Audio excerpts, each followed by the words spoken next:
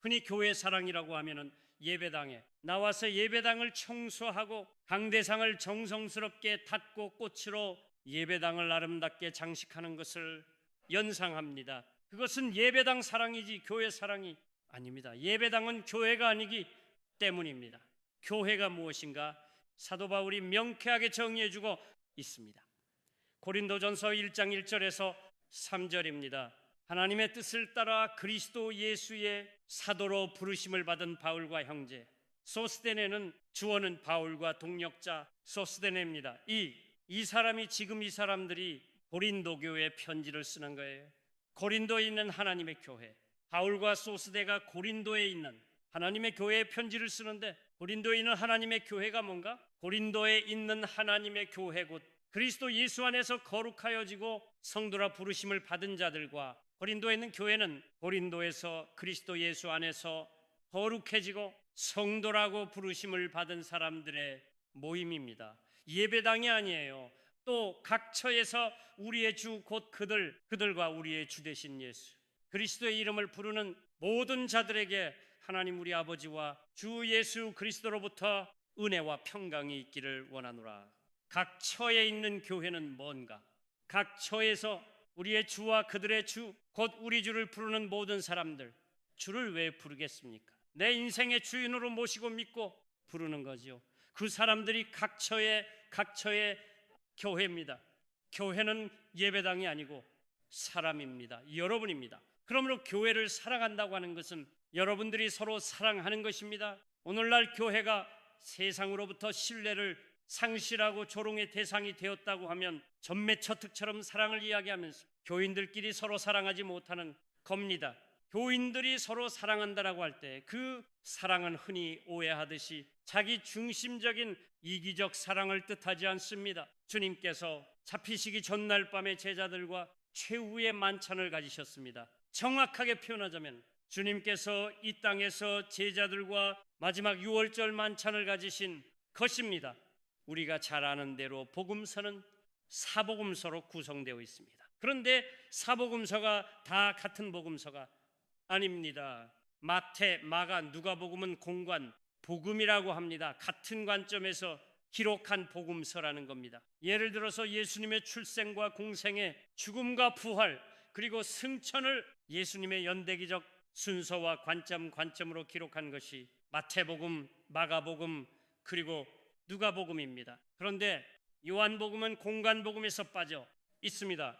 왜냐하면 요한복음은 공관복음과 같은 관점으로 예수님의 생애를 연대적인 순서로 기록하지 않았습니다.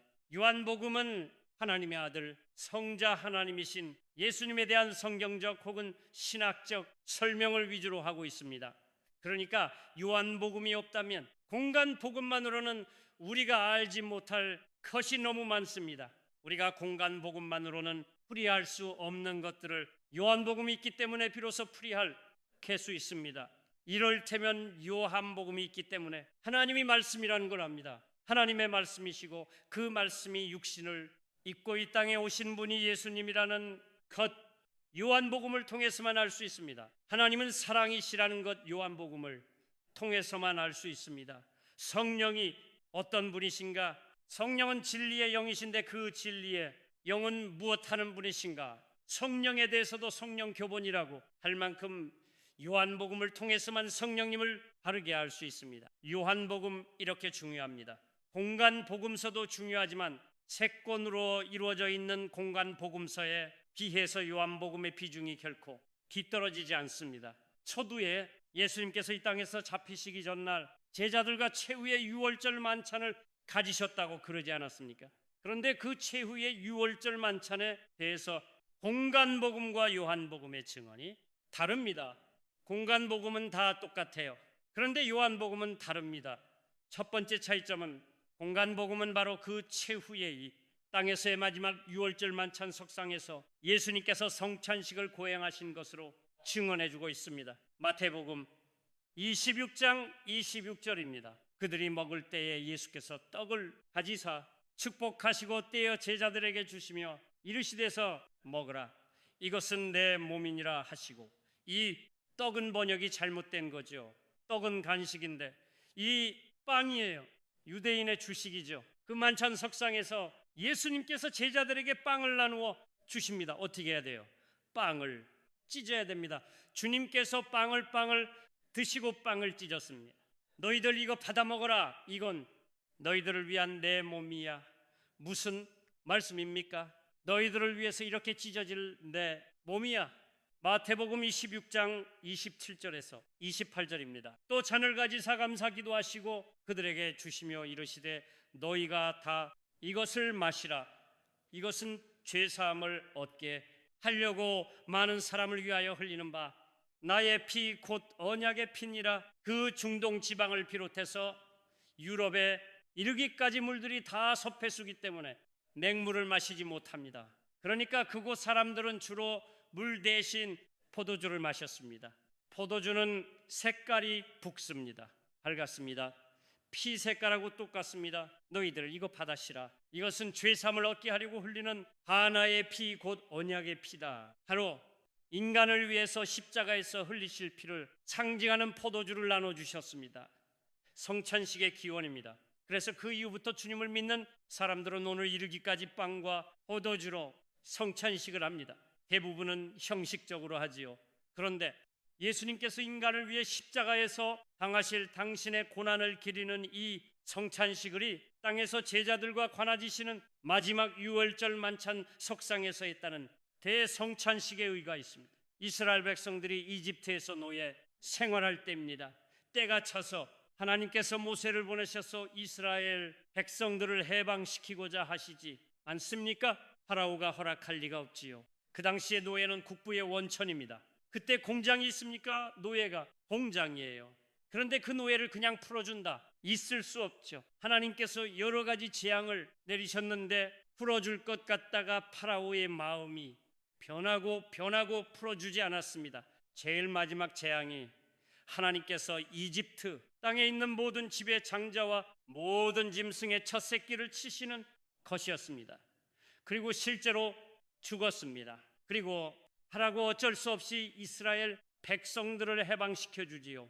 이집트에 있는 모든 집의 장자가 죽고 짐승의 첫 새끼가 죽는데 이스라엘 사람들은 한 사람도 안 죽었습니다. 이스라엘 집안에 있는 짐승의 첫 새끼는 어떤 짐승도 죽지 않았습니다. 어떻게 그런 일이 가능했는가? 여러분들이 잘 아시는 것처럼 하나님께서 모세를 통해서 이스라엘 백성들에게 명령을 하셨습니다. 양을 잡아서 그 피를 문좌우 기둥과 그 기둥을 연결하는 임방에다 발라둬라. 바르는 사람을 위해서 바르는 게 아니에요. 출애굽기 12장 13절입니다. 내가 애굽 땅을 칠 때에 그 피가 너희가 사는 집에 있어서 너희를 위하여 표적이 될지라. 내가 피를 볼 때에 이스라엘 백성들이 문 기둥과 임방에 피를 바른 것은 이스라엘 백성들은 그 집안에 있고 집안에 있는 이스라엘 백성들에겐 자신들이 바른 피가 전혀 보이지 않습니다. 그런데 밖에서 하나님께서 내가 너희들이 바른 그 피를 보면 내가 피를 볼 때에 너희를 넘어가리라. 이집트 집은 그 하나님의 사자가 무조건 그 집 틈새로 들어갑니다. 들어감과 동시에 곡성이 터지는 거예요. 그런데 피를 바른 내 백성의 집을 보면 그 피를 따라서 내가 너희 집을 넘어가리라. 그 재앙이 넘어가는 거예요. 아무도 안 죽는 겁니다. 재앙이 너희에게 내려 멸하지 아니하리라. 바로 그날을 유월절이라고 합니다. 히브리 말로 빼사예요. 빼사흐는 넘어가다는 말입니다. 넘어가다를 우리는 유월절이라고 하는데 한자로 너월 월자를 써서 유월절이라고 부릅니다. 영어로 패스오버입니다. 예수님을 가르쳐서 유월절의 어린 양이라고 그래요. 왜 예수님을 보고 그냥 어린 양이 아니라 유월절의 어린 양이라고 하는가? 예수님께서 십자가에 못 박히실 때가 유월절 절기였기 때문이 아닙니다. 이스라엘 백성들을 해방시킬 때에 유월절의 제물이었던 양과 십자가의 제물인 예수님의 역할이 정확하게 일치하기 때문입니다. 여러분, 예수님은 성자 하나님이신데 왜 그 예수님께서 공자님이나 석가님처럼 흥미있게 일생을 마치시지는 못했을까요? 왜 머리 끝에서부터 발끝까지 찢어지고 피투성이가 되어 비참하게 돌아가셔야만 했습니까? 우리의 모든 죄에 대한 하나님의 심판을 패스오버 시켜주시기 위함이었습니다. 예수님께서 가시관을 쓰시고 머리에서 선녀를 나가게 흘러내리게 하셨습니다. 왜? 우리가 머리로 지은 모든 죄에 대한 하나님의 심판이 패스 오버해 주게 하시기 위함이었습니다. 왜 예수님의 두 손에 모이고 피를 흘리셨는가? 우리가 이 손으로 지었던 모든 죄들, 그 죄에 대한 하나님의 심판이 유월하게 해주시기 위함이었습니다. 왜 예수님의 두 발에 못이 밝혀서 피를 흘리셨는가? 우리가 가서는 안 될 곳을 다니면서 우리 발로 지은 모든 죄에 대한 하나님의 심판이 패스 오버되게 해 주신 거예요. 십자가에 못 박힌 예수가 죽었는지 안 죽었는지 확인하기 위해서 로마 군병이 예수님의 옆구리를 찔렀습니다. 그래서 마지막 피와 물 한 방울까지 다 쏟으셨습니다. 왜 예수님이 그 옆구리로 마지막 피 한 방울까지 다 쏟으셨습니까? 우리가 썩어 문드러지리 몸뚱아리로 지었던 모든 죄에 대한 하나님의 심판을 패스오버 시켜주시기 위함이었습니다.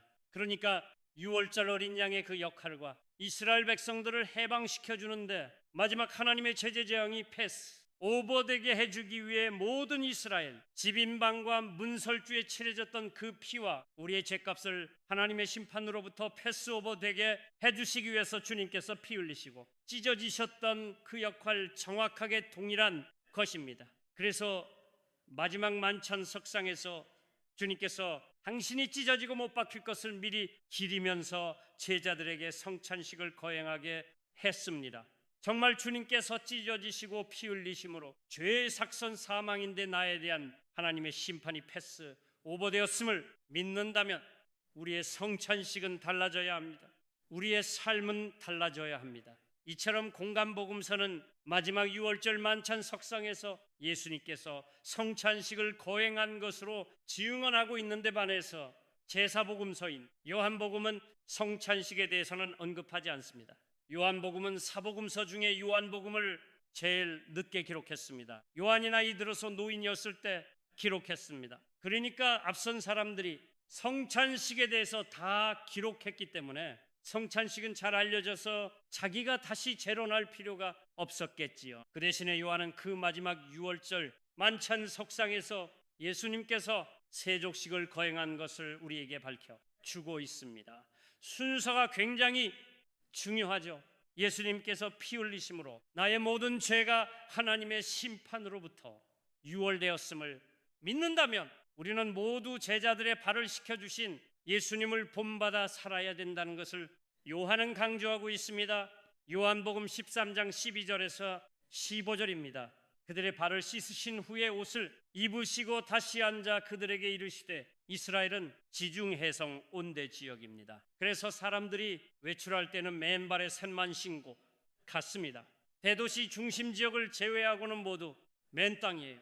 그러니까 만약에 멀리 외출하고 되돌아온다 그러면 헛길을 밟고 샌들을 신고 터벅터벅 다녀오니까 발이 흙투성이가 됩니다. 그래서 주인이 샌들을 신고 외출을 하고 오면 집종이 꼭 주인의 발을 씻겨 주었습니다. 주인뿐만 아니라 주인 가족의 발 전부 종이 씻겨줬습니다. 그 집에 손님이 찾아와도 그 집종이 발을 씻겨줬습니다. 왜 종만 발을 씻겨주나? 인간이 할 수 있는 일 중에 흙투성이인 남의 발을 씻기는 일이 가장 구전 일이기 때문에 그런 관점에서 본다면 지금 누가 누구의 발을 씻겨줘야 돼요? 마지막 유월절 만찬입니다. 마지막이 중요해요. 그러면 제자들이 예수님이 발을 씻겨드려야 돼요. 근데 예수님이 제자들의 발을 씻겨주셨습니다. 여러분 이 장면을 여러분 머릿속에 한번 그려보십시오. 제자들은 의자에 앉아 있습니다. 예수님께서 그 발 앞에 몸을 조아리고 그들의 발을 씻겨줍니다. 그때 비누가 있겠습니까? 그 갈릴리 어부 출신들 발에 흙먼만 묻었겠습니까? 떼국이 줄줄 흐르지 않겠습니까? 주님께서 제자들의 발을 씻겨 주신다는 것을 알고 제자들도 얼마나 당황했던지 베드로가 주님 절대로 내 발 못 씻기십니다. 주님을 만유했습니다. 이 주님께서 뭐라고 그러셨습니까?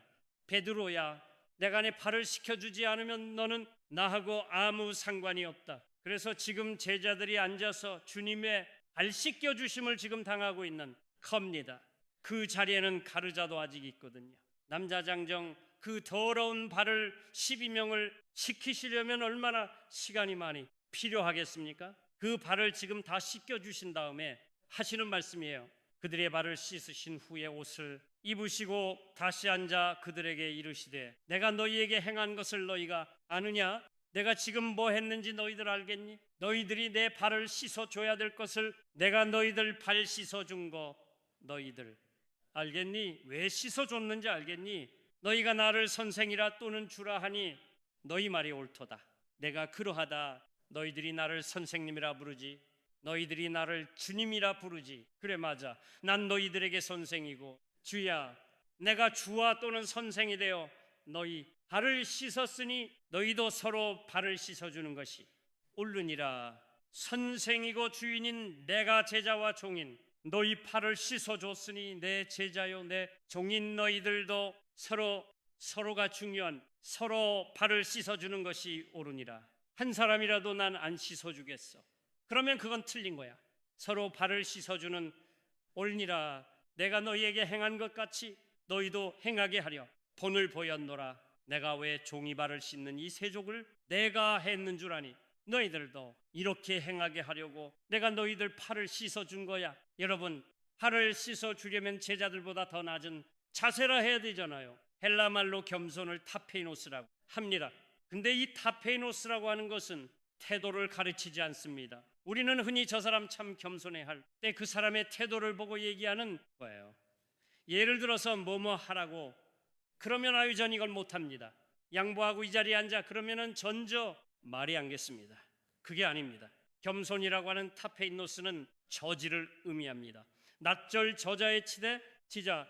그러니까 예수님께서 제자들보다 더 낮은 저지에서 제자들을 발을 씻겨 주신 것은 타페이노스의 원형입니다. 내가 이렇게 타페이노스를 너희들한테 보여주는 것은 너희들도 서로 이렇게 타페이노스의 사랑을 실천하게 하려 함인 거예요. 겸손의 반대말이 교만 아닙니까? 헬라말로 교만은 피시오라고 하는데 부풀리는 거예요. 마치 고무풍선에다 산소를 넣듯이 나를 부풀려요. 나보다 나를 훨씬 더 크게 생각해요. 내가 앉아야 할 자리보다 스스로 훨씬 더 높은 자리에 앉습니다. 그런 사람 옆에는 아무도 없습니다. 결국 혼자예요. 교만한 사람들은 언제든지 혼자입니다. 그래서 그 사람이 돈이 많든지 뭐 직위가 높든지 그 사람은 결국 혼자서 쓸쓸하게 공동묘지로 달려가는 것이 그 인생입니다. 저지의 타페노스에 있다. 하나님의 사랑도 하나님의 능력도 하나님의 생명력도 올라가지 않습니다. 하나님의 사랑도 생명도 능력도 내려갑니다. 낮은 곳으로 흘러갑니다. 예수님이 가장 낮은 곳 조지 타페이서의 분이셨기 때문에 저 높은 곳에 계신 하나님의 생명과 능력과 권능과 사랑 그 모든 것이 베펀지베 예수님 속에 임해서 차고 넘쳤던 것입니다. 너희들 이렇게 살아놓어 너희들이 타페니노스가 되면 하나님의 사랑이 하나님의 생명이 너희에게 넘친다. 그런데 너희가 피시오해 너는 혼자가 혼자 높다고 생각하는지 모르지만 너 곁에는 결국 아무도 없어. 1980년이었습니다. 당시에 제 막내 누님께서 그 조미료 미원 전송 모델을 하셨는데 1년에 한 번씩 포스터 사진을 찍었습니다. 그러면 전속 모델료가 나오지요. 근데 누님께서 오랫동안 미원어 전속 모델을 하시면서 단 한 번도 그 전속 모델료를 자기를 위해서 1년도 쓰신 적이 없습니다. 그 전속 모델료는 그저 하나님께서 주신 돈이기 때문에 하나님께서 주라 하시는데 거저드려야 한다 이 생각으로 매해 받고 있다가 저분이구나 하나님께서 저분에게 주라고 하하는구나 확신이 들면 전 액을 그분에게 드리고 했습니다. 근데 1980년도에 그 해 전속 모델료를 기름동에 있는 맹인 전도사한테 줬습니다. 그리고 그분을 만나고 나서 저한테 얘기를 했습니다. 너도 한번 가서 만나보라고. 그래서 제가 가서 만났습니다. 그 똑똑 두드렸더니 그 아주 허름한 건물 2층이었는데 그분이 앉아 계시는 방문을 똑똑 두드렸더니 들어오세요. 그러는데 들어갔더니 캄캄해요. 그분은 안 캄캄하거든요. 그래서 앉아서 5시간 동안 그분의 이야기를 녹음했습니다. 제가 질문 사항이 있으면 질문하고 또 그 질문에 대해서 그분이 상자에게 답을 해주고, 그래서 그 테이프를 제가 녹취를 해서 당대 한국의 최고의 소설가인 이청준 선생님에게 보냈습니다. 하는 선생님이 이 녹취를 들어보시고 이 테이프를 들어보시고 글을 써주셨으면 좋겠습니다. 꽤 오랫동안 이 선생님한테 연락이 없었습니다. 그러더니 이 선생님이 오셨어요. 자기가 쏘시겠다고. 그러면 꽤 오랜 기간 동안 뭐 하셨는가? 그 테이프를 들으시면서 자기가 그 전도사 속으로 들어가 보고 전도사를 자기 속에 넣어보고 이 사람이 하는 말을 내가 100% 믿을 수 있는가, 과장은 없는가, 그걸 가늠했던 겁니다. 그리고 마침내 그래, 이분 이야기는 내가 100% 내가 믿을 수 있겠다. 그래서 그분의 간정록을 쓴 게 아니라 그 너기를 토대로 해서 소설을 썼습니다. 그 소설 제목이 낮은 대로 임하소 소설입니다. 저는 한국 문학 역사상 그런 제목은 다시는 안 나온다고 생각합니다. 이청준 선생이 가장 기독교의 핵심이라고 할 수 있는 낮은 대로 임하소서, 이런 제목을 어떻게 붙이셨는가? 성인이 되어서 안정한 전도사가 실명을 했습니다. 실명하면 다 불편하지만 선천성 실명자는 그래도 어릴 때부터 적응하니까 적응하기가 쉽다 그러잖아요. 근데 성인이 되어서 실명을 하면 정말 힘듭니다. 그 어머니가 눈을 뜨게 하는 방법이 있다면 오만 방법을 다 썼습니다. 근데 결국 눈을 못 떴습니다. 그 포기했습니다. 눈을 뜨게 할 수 있는 세상적인 방법이 없다는 걸 알고 어머니도 포기했고 부인은 일찍 남편의 곁에 떠났고 남은 건 눈 감은 본인밖에 없는 거예요. 그도 세상을 하직하려고 손으로 더듬거려서 넥타이를 찾아서 부엌 천정에 있는 기둥에다 넥타이를 메고 이제 생을 마감하려고 했습니다. 근데 넥타이가 그분의 몸무게를 이기지 못하고 땅바닥에 떨어졌습니다. 그분을 표현을 빌리면 땅바닥에 떨어지는 순간에 야, 정말 죽을 뻔했네. 그래서 이분이 죽지 않기로 했습니다. 만약에 넥타이가 안 끊어졌으면 그분은 갔지요. 넥타이가 끊어져서 이분은 살기로 하고 나왔는데 그 길에 혼자 아무것도 보이지 않지 않습니까? 그러니까 손으로 나머지 담벽 이걸 더듬으면서 걸어가는데 수십은 헤아릴 수도 없이 넘어집니다. 아무도 돌봐주지 않아요. 넘어졌는데 일으켜주는 사람 한 사람 없습니다. 그런데 어딘지 모르게 이 사람이 도착을 했습니다. 그런데 그곳의 사람들이 이 사람에게 먹을 걸 주는 거예요. 사람 손을 잡고 공중 화장소에 데려다 주는 겁니다. 밤이 되니까 거적대기를 가져다 주는 거예요.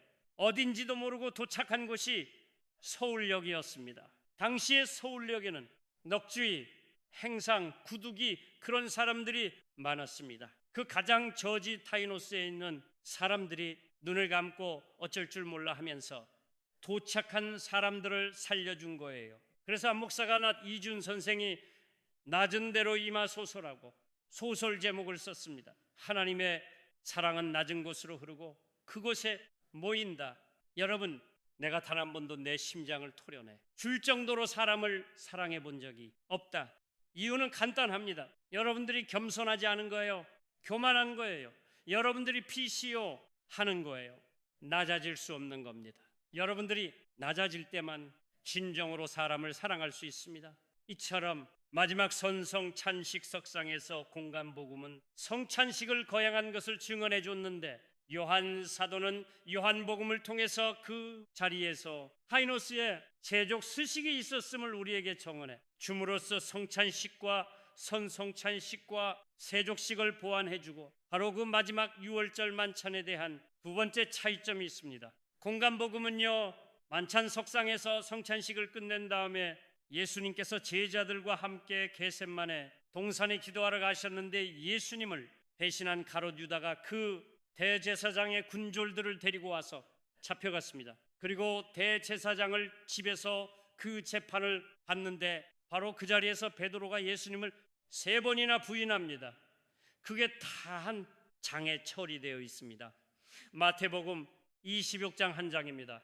마가복음에는 14장 한 장입니다. 누가복음에는 22장 한 장에 그 이야기가 다 들어 있습니다. 근데 예수님께서 13장에서 요한복음 13장에서 세족식을 하시지 않았습니까? 근데 요한복음은 예수님께서 겟셋마네 동산에 가서 기도하시다가 잡혀가시는 것이 요한복음 18장에 기록되어 있습니다. 바로 18장 전장인 요한복음 17장은 예수님의 기도 내용이 나옵니다. 요한복음 33장 31절부터 14장, 15장, 16장 무려 4장에 걸쳐서 예수님의 유언의 말씀이 기록되어 있습니다. 공간 복음에는 없는 겁니다. 여러분, 교회가 건물이 아니라 사람들의 모임이라고 그러지 않았습니까? 지금 예수님 앞에 있는 12명의 제자들, 그 사람이 예수님을 믿는 사람들의 모임입니다. 그들이 인류 역사상 최초의 교회입니다. 사도행전에서 교회가 먼저 나오는 게 아닙니다. 주님을 믿는 사람들, 아까 바울이 그랬죠. 그리스도 예수 안에서 거룩해지고 성도라고 부르심을 받는 사람들의 모임이 교회라면 이 12명이 지금 교회입니다. 그 12명에게 주님께서 무려 4장에 걸쳐서, 요한복음 4장에 걸쳐서 유훈의 말씀을 내리시는데, 그 유훈의 말씀은 곧 최초의 교회에 대한 유훈의 말씀이요, 오늘날 교회를 이루고 있는 우리 자신에 대한 유훈의 말씀인 겁니다. 요한복음 13장 34절에서 35절, 오늘 본문입니다. 세 계명을 너희에게 주노니 서로 사랑하라. 명령형입니다. 이게 세 계명이에요. 서로 사랑하지 않으면 여러분이 10계명을 100년을 지켜도 소용없습니다. 세 계명을 지켜야 해요. 세 계명을 지키면 나무의 아내와 간음할 수 있습니까? 나의 것을 도둑질할 수 있습니까? 남의 생명을 살인할 수 있습니까? 서로 사랑하면 10계명은 저절로 완성됩니다. 세 계명을 너희에게 주노니 서로 사랑하라. 내가 너희를 사랑한 것 같이 너희도 서로 사랑하라. 지금 주님께서 이 말씀을 무엇 끝에 하시는 겁니까? 내가 너희를 사랑한 것 같이 너희도 서로 사랑하라. 주님께서 어떻게 사랑하셨어요? 내가 너희들 발을 씻어준 것처럼, 내가 너희들에게 타페노스의 사랑을 준 것처럼 너희도 서로 상대의 저지에 위치해서 하이노스의 사랑발을 씻어주는 사랑으로 사랑하라. 너희가 서로 사랑하면 내가 너희를 서로 내가 너희를 사랑한 것처럼, 타페노스의 사랑으로 사랑한 것처럼 너희들도 서로 타페이노스의 사랑으로 사랑하면 이로써 모든 사람이 너희가 내 제자인 줄 알리라. 오늘날 왜 세상이 여러분을 조롱합니까? 여러분이 그렇게 크게 외치는 사랑을 왜 믿지 않습니까? 여러분이 예수님께서 여러분을 사랑하신 것처럼 서로 타페이노스의 사랑으로 사랑하지 않기 때문입니다. 이것이 예수님의 유훈입니다. 성찬식을 끝낸 다음에 내가 너희를 타페노의 사랑으로 사랑한 것처럼 너희들 서로 사랑해라. 나는 몸이 아파서, 나는 제일 약해서, 나는 사랑을 받기만 해야 돼. 그건 세상 자선단체의 대상으로는 가능하든지 모르지만 그리스도인으로는 불가능합니다. 그리스도인은 내가 가장 작아서 사랑을 받는다 할지라도 나도 서로 사랑하는 사람이 되는, 내가 사랑의 종착역이 되겠다. 그 사람은 그리스도인 아닙니다. 서로 사랑해야 된다. 타페이노스의 사랑으로 서로 저지해서 상대방의 밑쪽에서 사랑하는 이 사랑이 주님과의 관계에서 얼마나 아름다운 삶으로 길을 대는지를 요한복음 14장 19절 20절이 이렇게 증언합니다. 지금 계속 이 말씀이 계속되는 거예요. 조금 있으면 세상은 다시 나를 보지 못할 것이로, 조금 있으면 세상은 나를 못 봐요. 왜? 십자가에 못 박혀서 죽임당하니까. 너희는 나를 보리니, 근데 너희는 나를 볼 거야. 왜? 이는 내가 살아있고 너희도 살아 있겠습니다. 내가 죽음을 깨트리고 부활할 것이기 때문에 내가 천년 2000년 후에 부활하는 것이 아니라 살 있으면 부활할 거야. 그래서 내가 살아있고 너희도 그때 다 살아서 나를 볼 거야. 그날에는 내가 아버지 안에, 주님께서 십자가의 제물로 돌아가셨다가 죽임을 당하시고 죽음을 깨트리시고 부활하시고 나면 그때는 내가 아버지 안에 있어요. 주님께서 아버지 아니에 어떤 아버지? 당신의 독생자를 인간을 구원하는 제물로 삼기 위해서 가장 낮은 저지에 보내셨던 그 아버지, 주님께서 골고다에 못 박히셨습니다. 골고다는 언덕이에요. 평지에 비하면 조금 높죠. 그러나 예수님께서는 모든 인간의 죄를 대신 지신 죄인으로 흉악한 강도와 함께 인간 세상에서는 존재적으로 가장 낮은 곳에서 죽으셨습니다. 예수님은 짐승의 구유에서 태어나시고요, 활동의 나사렛에서 사시다가 빈민들이 사는 갈릴리에서 사역하셨습니다. 예수님은 이 세상에 계시는 동안에 단 한 번도 고지에 계신 적이 없습니다. 높은 자리에 오르신 적이 없습니다. 심지어 제자들을 위해서도 제저지 하페이스에 계셨습니다. 그 아버지 안에 있는 거예요.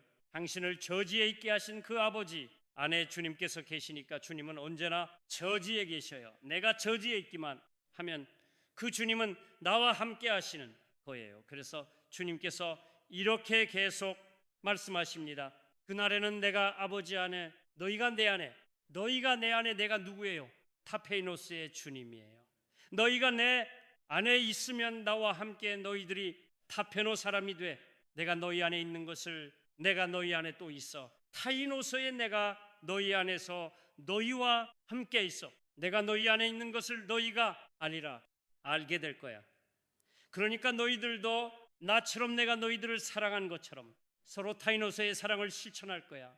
요한복음 15장 5절과 6절에서 이 타페이노스의 사랑을 서로 실천한다는 것을 더 구체적으로 설명해 주십니다. 나는 포도나무여 너희는 가지라.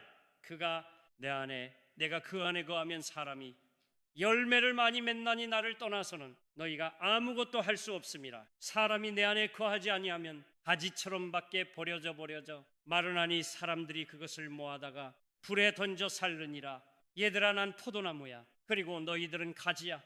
너희가 포도나무인 나한테 붙어 있으면 열매를 많이 맺을 거야. 근데 나한테서 떨어져 나가면 포도나무 가지는 이렇게 휘어져서 아무 쓸모가 없는 거 아시죠? 가구도 뭐 만드는 거 아시죠? 그래서 불사르는 땔감으로 버려질 거야. 여러분, 나무가지가 나무에 붙어 있다는 것은 그 나무를 얻는 것만을 의지하지 않습니다. 한 나무가지가 나무에 붙어 있다는 것은 그 나무의 뿌리를 통해서 돼지를 얻는 겁니다. 그 나무는 위에 붙어 있지만 실은 돼지와 연결되는 겁니다. 한 가지가 나무에 붙어 있다는 것은 그 나무의 잎을 통해서 하늘을 호흡하는 겁니다. 하늘을 얻는 겁니다. 엄청난 일이에요. 나는 포도나무요, 너희는 가지다. 이 요한복음 15장을 흔히 교회론에 비유합니다. 제가 사는 동네, 시골 동네에 포도나무가 많습니다. 근데 포도나무뿐만 아니라 하나님께서 창조하신 모든 나무는 공통점이 있습니다. 여러분 머릿속에 한번 그림을 그려 보십시오. 땅이 있는데 땅에서 나무순이 하나 나오더니 쭉 올라가서 큽니다. 그 나무에서 가지가 나왔습니다. 첫 번째 가지죠. 조금 세월이 흘러서 그 나무에서 두 번째 가지가 나왔습니다. 위치가 어디에 되나요? 첫 번째 가지 아래쪽인가요? 첫 번째 가지 위쪽인 거예요. 첫 번째 나온 가지가 야, 내가 1번이야. 넌 내 밑으로 내려가지 않습니다. 두 번째 나온 가지는 첫 번째 나온 가지 위로 올라가고, 첫 번째 가지는 두 번째 가지를 버텨 줍니다. 세 번째 가지는 어디에 올라갑니까? 두 번째 가지 위에 올라갑니다. 나무가 죽지 않고 살아있다면 해가 바뀌어서 세 가지가 올라오면 항상 가장 새롭고 어리고 여린 가지가 항상 제일 위쪽에 있습니다. 나무가 폭풍도 견디는 이유가 크고 강하고 제일 오래된 가지들이 밑에서 버텨주기 때문입니다. 파페이 없어요. 만약에 제일 크고 강한 나무가 내가 제일 위에 올라갈 거야, 2번 3번 다 밑으로, 내 밑으로 들어가, 그러면 그 1번의 무게 때문에 그 나무는 꺾어지고 말 겁니다. 여러분 세상 사람들의 모임이 왜 시끄럽습니까? 왜 분란이 나고 다툼이 나고 왜 분열됩니까? 술빚이요, 크다고 생각하는 사람들이 다 위로 올라가겠다는 거예요. 그래서 영원한 세상의 조직이 없습니다. 주님께서 내가 너희를 사랑한 것처럼 서로 사랑하거라. 내가 너희 발 아래에서 조지에서 너희 발 씻겨준 것처럼 너희도 서로 타페이노스의 사랑을 실천해라. 그 이야기는 서로 아랫가지가 되어져라. 그게 조지잖아요. 그렇게 하는 교회의 분란이 생기겠습니까, 여러분? 그렇게 하는 교회 싸움이 나겠습니까? 그렇게 하는 교회가 분열되겠습니까? 교회의 분열 이유는 딱 한 가지입니다. 목사든 장로든 헌금 많이 하는 특정 교인이든 전부 내가 제일 위까지가 되겠다는 겁니다. 주님께서는 그런 사람일수록 아래가지가 되어져라. 그래야 너희가 내 제자인 줄 세상이 안다. 주님께서 유해유언의 말씀을 13장 31절부터 14장, 15장, 16장까지 계속해서 최초의 교회인 제자들에게 오늘날인 교회인 우리에게 그 유훈의 말씀을 남기고 계시는데, 그 유훈 제일 마지막 이렇습니다. 요한복음 16장 32절입니다. 보라, 너희가 다 각각 제 곳으로 흩어지고 나를 혼자 둘 때가 오나니 벌써 왔도다. 그러나 내가 혼자 있는 것이 아니라 아버지께서 나와 함께 계시느니라. 주님께서 십자가에 못 박히실 때 제자들이 다 출행랑치지 않습니까? 그리고 베드로는 주님 면전에 두고 제사장들 주님을 3번 부인하지 않습니까? 주님께 지금 그거 내다 보시는 거예요. 너희들 다 나를 버려둘 때가 지금 왔다. 주님께서 겟세마네 동산으로 가실 때 주님하고 베드로하고 이런 대화를 주고받는 것 아시죠? 주님 말씀입니다. 오늘 밤에 너희가 다 나를 버리리라. 베드로이, 세상 사람이 모두 주를 버릴지라도 나는 결코 버리지 않겠나이다. 주님, 내가 진실로 내게 이르노니 오늘 밤 다 울기 전에 내가 3번 나를 부인하리라. 베드로, 내가 주와 함께 죽을지언자 주를 부인하지 않겠나이다. 이렇게 혼장담하던 베드로가 대제사장 집들에서 예수님을 처음 부인하고 두 번째 그게 안 버쳐 들어가니까 맹세하고 부인하지 않아요. 나 저런 사람 모르는 거. 하나님 이름으로 맹세해. 그래도 안 먹혀 들어가요. 3번째 부인하고 맹세하고 저주했습니다. 저런 저주받을 인간을 내가 어떻게 한다고? 나 모른다고 하나님 이름으로 맹세해. 그렇게 주님을 버려주고 다 갔습니다. 주님 혼자 남아 있는 거예요. 그러나 내가 혼자 있는 것이 아니라 아버지께서 나와 함께 계시느니라. 주님은 모든 사람이 다 떠난 순간에도 혼자가 아니었습니다. 주님은 분명히 아셨습니다. 항상 아버지께서 나와 함께 하신다는 거요. 모든 사람이 다 주님을 버리고 떠나갈 때에도 주님의 시선은 하나님께 고정되어 있었습니다. 어떤 하나님? 빌립보서 2장 5절에서 11절입니다. 너희 안에 이 마음을 품어라. 곧 그리스도 예수의 마음이니 그는 근본 하나님의 본체시나 하나님과 동등됨을 취할 것으로 여기지 아니하시고 오히려 자기를 비워 종의 형체를 가지사 사람들과 같이 되셨고 사람의 모양으로 나타나사 자기를 낮추시고 죽기까지 복종하셨으니 곧 십자가에 죽으심이라. 자기를 낮추시고 죽기까지 복종하셨으니 십자가에 죽으심이라. 한마디로 표현하면 타페이노스의 삶을 사셨다 이 말입니다.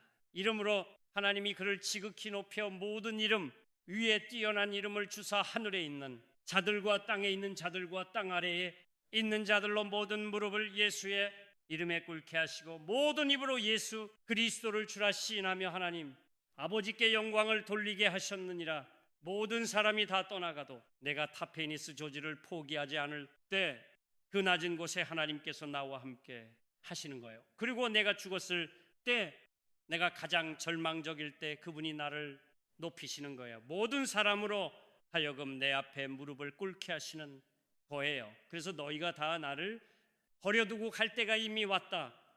그러나 나는 언제나 혼자가 아니야. 왜? 아버지께서 나와 함께 하시기 때문이야. 왜 주님께서 유언의 말씀 마지막을 제자들에게 이렇게 하시는가? 요한복음 16장 33절입니다.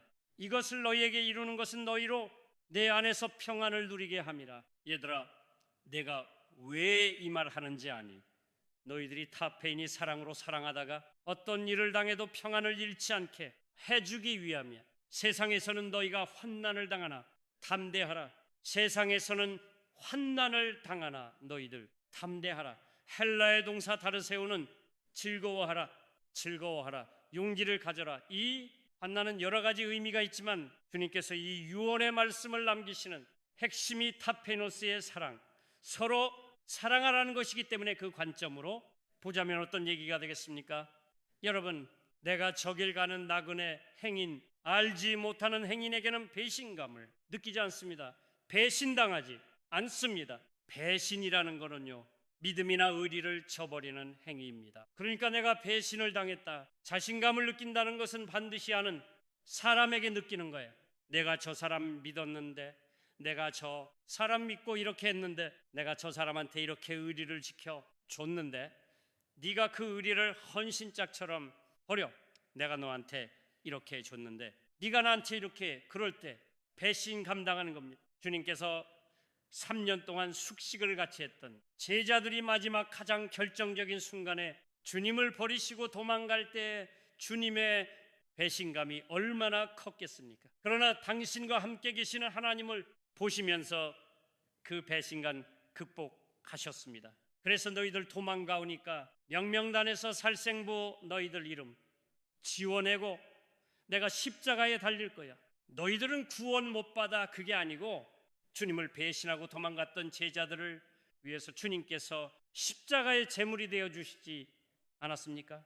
지금 주님의 이 말씀은 타페이노스 사랑의 관점에서 보자면 내가 타페이노스의 사랑을 실행하는데 나의 부족함 때문에 또한 상대의 어떤 문제점 때문에 내가 배신감을 느낄 수 있습니다. 그때 그 배신감에 굴복하지 말라는 거예요. 왜? 내가 세상을 이기었노라. 주님께서 타페이소의 삶을 사시고 타페노스의 십자가를 지셨지만 결국 하나님 안에서 부활하신 것처럼 내가 이기었으므로 너도 나처럼 살면 내가 내 곁에 함께 있고 반드시 너도 이기게 해준다는 겁니다. 여러분, 우리는 다 죄성을 가진 인간이에요. 내가 배신당한 것만 중요합니다. 나의 언행이 누구에겐가 배신감을 줄 수 있다는 건 생각하지 않습니다. 내가 누군가 때문에 배신감을 느낄 수 있듯이 누군가는 나 때문에 배신감을 느끼면서 밤에 잠을 못 잘 수 있습니다. 그럴 때 세상을 이기신 그 주님을 믿고 담대하게 즐거워하고 평안을 누리면서 내가 계속해서 서로 타페이소의 삶을 살 때 주님께서 당신의 생명력으로 사람들을 붙들어 주실 때 내게 배신감을 느끼던 그 사람도 타페노스의 삶을 살면서 주님 안에서 새로운 힘을 얻게 되는 것입니다. 교회를 사랑한다는 건 이처럼 서로 타페노스의 사랑 아래까지의 사랑으로 서로 존중하면서 사랑하는 겁니다. 여러분, 이런 교회가 멋지지 않습니까?